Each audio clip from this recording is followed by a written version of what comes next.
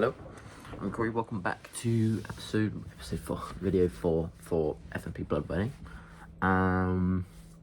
This week we worked with Guy, the musical director for Blood Burning, which is super exciting. We worked with him in the past on Faustus, that Damned Woman, which we performed in sort of December of last year, sorry. Yeah, which was super exciting. So it's cool to have him back, and excited to see what he had in store for us. This week we learnt, we did some sort of body percussion things, which we touched a little bit on with Kat last week, but we did a little bit more with it this week and putting it into song. We learnt some sort of Spanishy, semi sort of flamenco-y songs, which we should be using it in either a funeral scene or something else, which is fun. And then we're gonna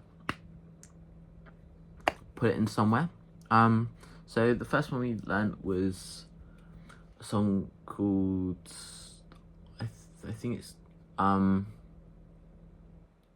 the song is called Te Extraño, which means like I miss you. And it's about, from what Guy was telling us, it's sort of a funeral-y song, which works obviously well with what we were doing last week with Kat.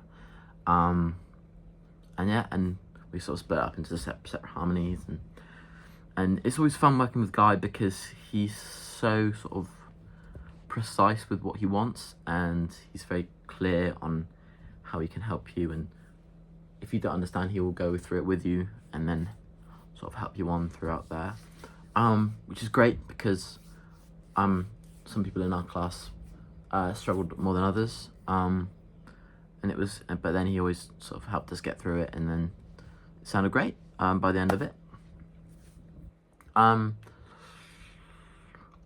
Did I contribute fully to the lesson? Absolutely. I love this sort of stuff. I love doing the musical stuff. Anything sort of singing wise, just getting stuck in and really singing with everyone, and it sounds like a big wall of sound. It's always great. But also it's nice because I'm confident in it, so I can help others as well. In my sort of harmony group. And so the question for this week is, what are the pros and cons of knowing about previous versions of the show that you were working on? The pros are definitely to see how other people have performed it and what their sort of sets were, and how their characterizations are, lighting, anything like that. And you can learn and sort of take inspiration from different things. So for instance, there was one performed by a university quite a few years ago now, and there's a scene where it's the maid and the bride, and they're talking, and she's sort of panicking about getting married, and they did it as a way of showing a mirror. They had two brides and two maids sort of doing the exact same thing at the exact same time on either side, so it looked as if they were looking into a mirror, so then the audience could understand that, which was great, and it was very cool, and it worked really well. But I think definitely a downside of it would be sort of you take too much inspiration that it's sort of a carbon copy, or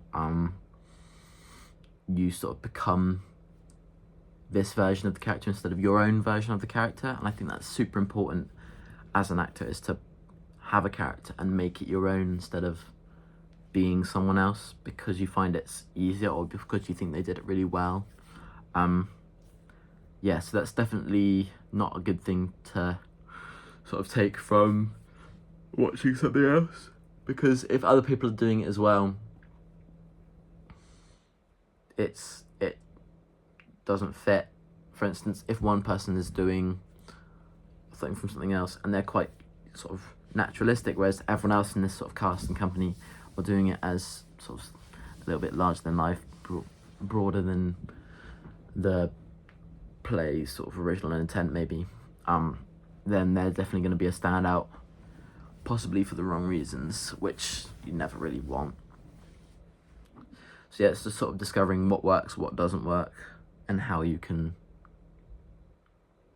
move on from that.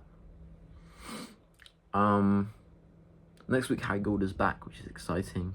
So then hopefully we can sort of put this song stuff that we've done this week and then put it into stuff we did with Kat, and then see what he thinks or what he doesn't like, and then go on from there. It's very, very exciting. I'll talk a little bit more about today. The vocal warm-ups are excellent. Guy is very, very good at what he does. He always gets us to sing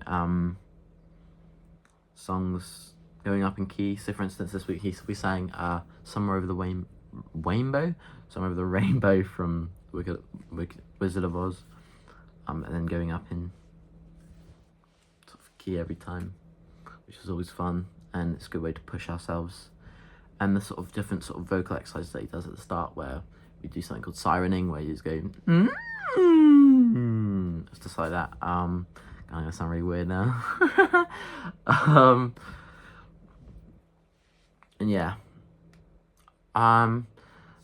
if there was a challenge specifically that I faced, me personally, it would be getting my voice into high registers that they don't normally sit at or they're comfortable in.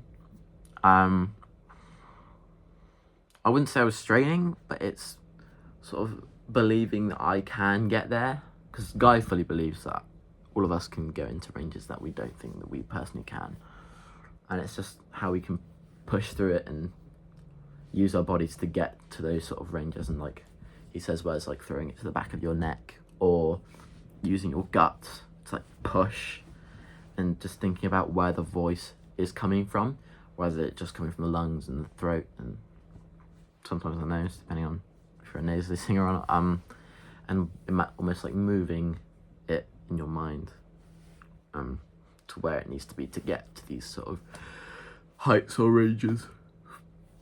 And yeah, what plans have I made for the next session? The plans I made for the next session is to really get stuck in, because now that Harry Gould's back and we're going to be doing some hardcore practical work, hopefully, we're going to really, really like push and do different things and learn stuff. It's going to be really, really great and really, really exciting. So I can't wait. And yeah, blood wedding.